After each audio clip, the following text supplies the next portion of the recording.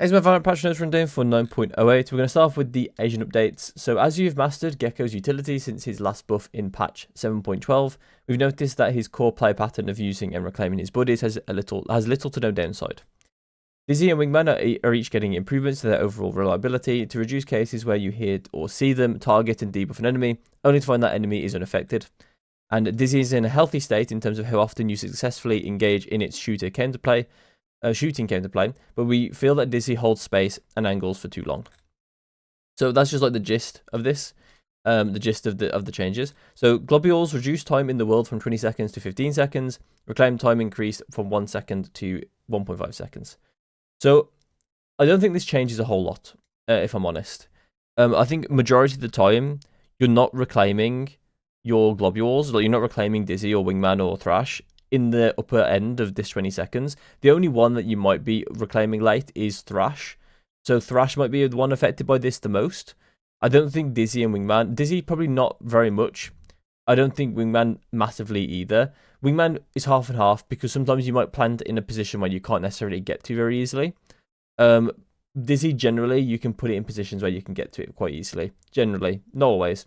And so I don't think there's going to be a massive change with this generally. But I think that there are going to be times where you can't quite get to Thrash or you can't quite get to Wingman because you put them in like positions you can't really get to very easily. But also, it's also a matter of fact, like, does that 5 seconds actually matter, like, in that situation as well? Like, would it have been a over 20 second type job anyway? So for me, I think that this doesn't change a whole lot. It's going to affect him a tiny bit, but I don't think it's going to be massive. Dizzy, time active after being thrown and forming is reduced from 1.5 seconds to 1 second. Dizzy's targeting algorithm had been updated to be more reliable. And Dizzy's Goop Flash now also blinds the mini-map of effective players. So the time active after being thrown and forming that's a buff, right? So it's 1 second instead of 1.5 seconds. So it's inactive for 1 second after, like when you throw it out, and then it's I guess wait. Oh, okay, never mind. It's active for 1 second after forming. Oh, okay. I think that's what it is, right? Because of what this said. Because it's hold space for too long. So they're just like making him faster, basically. So it's a bit of a nerf. I do think that this might matter. I think the one that matters the most, though, is this one. So now you can't just look at the minimap like you're doing like a minimap refrag through a smoke. You can't just look at the minimap while you're blinded. It's obviously not massive, but it's like a part of the reason why Dizzy was a bit weaker when you got hit by it. And also, they're just making Dizzy straight up more reliable for hitting that blind anyway. So this is like, I think this is a net buff overall. I think these two things outweigh this. But I could be wrong. But I do think these things are a bit more effective overall than this would be. Wingman increases the angle of the cone concuss area from 45 degrees to 65 degrees.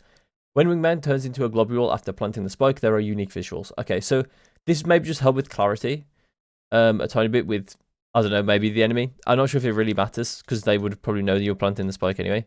With the Wingman usually, because it usually makes a bunch of sounds. So I don't think this really matters that much. It's just like a cool thing basically. The increased angle is actually really quite good because it's going to mean that Wingman is more reliable for taking space as he should be, realistically. But he's definitely on the strong side, and this is definitely going to make him a lot stronger in terms of like using him to clear space and then picking him back up again. And I do think this is overall like a nice buff for Wingman. Thrash has gone up to from 7 to 8 in terms of ult points. I think this is needed. Like honestly, it should have been this to begin with. I think it always was like quite a strong ultimate to just try and get a sight. It added a lot of information as well, and not to mention you can pick it back up. So it really was quite strong at 7. I think at 8, and then plus this change is going to make Thrash a bit weaker, generally. But I don't think it's going to make these changes aren't making Gekko bad by any means. I think Gekko actually might have overall benefited from this, aside from the Thrash change. This might be the only change that makes him like slightly nerfed. But I think the rest of it, like this stuff, this here, these two changes here, generally are like that. I think this is like a side grade for Gekko overall, because you are losing some things like the extra 5 seconds here, the extra 0.5 seconds here, but you're gaining things like being more reliable, which I think overall is a lot stronger to be reliable in your like limited amounts of time, rather than actually having more time and being unreliable. So I think that overall this is like a buff for Gekko, or like at the very least it's a side grade, mainly because of this this change. So Yoru. Various abilities were not showing effects on Yoru's fake out clone, which made it too easy to discern it from the real Yoru. We are going through abilities in the game and making sure they interact properly with Yoru's fake out. So blind abilities now work with him, so I guess it's like you can see they're affected, see that the fake out clone's affected. Guys who never do the successful blind celebration lines, and I guess in that Skyryu does that. Cypher's neural theft will show Yoru's fake out clone, which is quite funny. Close medal will now show the decay effect on Yoru. Okay. You're a fake clone. Yeah, I mean, these aren't really like crazy changes. It's just like, it's just helping out fake out a bit. Yoru don't think really needs the help. I think he's in a good position. But yeah, this is like quality of life, I guess, or like, yeah, I guess it's kind of like quality of life in some ways. Just to make the fake out a tiny bit stronger. In very, very unlikely situations, or like very little situations, or like few situations. Sky and Jet. Jet's Tailwind and Sky's Trailblazer will no longer stop at the window in ascent. Instead, they will bust right through and continue movement onto the side. Okay, so the Trailblazer, this makes more sense for. The Jet Tailwind, not as much, right? Because you can just shoot the window and then dash through. I mean, usually you don't need to dash through. But maybe there are situations where... Maybe there's situations where you dash into the window and you stop and then you're still killable by the enemy, potentially. Like if they push Heaven and then you're next to the window and you can't dash through the window. So I guess that in that situation it's good for Jet, but that's such a limited situation. There's like one situation where that's actually useful, and potentially the Trailblazer I think makes potentially more sense. But even though Skies don't really play on ascent, where the Trailblazer doesn't need someone to shoot the window for it to break the window. That's basically it. I don't think this is really massive changes. It's just kind of quality of life. Cosmetic changes I won't go over. Map updates says glitch, which is like I do play TDM from time to time, so it's quite nice to have a new map. And I like the look of the map as well. It's like Haven, but it has like these like glitchy like blue spots in it, like it's like a simulation or something.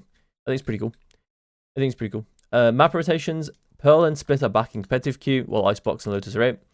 I'm pretty sad about this because I like Icebox and Lotus, and I like Pearl, but I don't like Split. So yeah, it is what it is. I don't really like Split. I like Icebox, which is pretty unpopular opinion, I think. But the reason why I like Icebox is because I think it really forces you to know like how to take timings through smokes and how to take timings when you're taking fights, relative to where you think the enemies are going to be through those smokes and that kind of stuff. So I do like Icebox. I just like the way it plays. I'm also a Silver player, so I like to play a lot of Silver. So I think Icebox is kind of sad for me rotating out because it's like a very, very good Silver map. And I'm not really getting a Silver map back, like kind of Pearl, but not really. Like you can play other things on Pearl. And then Split as well. I don't really like Split. So I do think there are going to be winners and losers anyway with the rotations. As I've already kind of mentioned with Silver, I don't think he's necessarily a loser here. He's just kind of side grades. Maybe he's a tiny bit of a loser because Pearl isn't 100% a Silver map. I think we might see more Astra because of Pearl, and also Split is kind of decent for Astra, and these two maps weren't really Astra maps. So Astra might be seeing more play. But I do think that overall, I think Omen still is better on Split, and I think Omen might still see play on Pearl over Astra. We might even see Viper play on Pearl as well, as opposed to the 100% on Icebox you were seeing. But yeah, I do think that there are going to be like winners and losers here. I think that for the most part, I'm happy to see Pearl back, to be honest, even though it's not really changed. I am happy to see Pearl back. I would like to see them to actually change things though, because the B long is still going to be a problem, and it will be a problem. It'll be fine for like the first week, and then everyone will start complaining again. But yeah, it is what it is. Okay, the sunset changes I've already gone over. There is one change that I didn't go over though, in my video, which was this one, because he wasn't. I don't think he was seen in the video, if I remember correctly.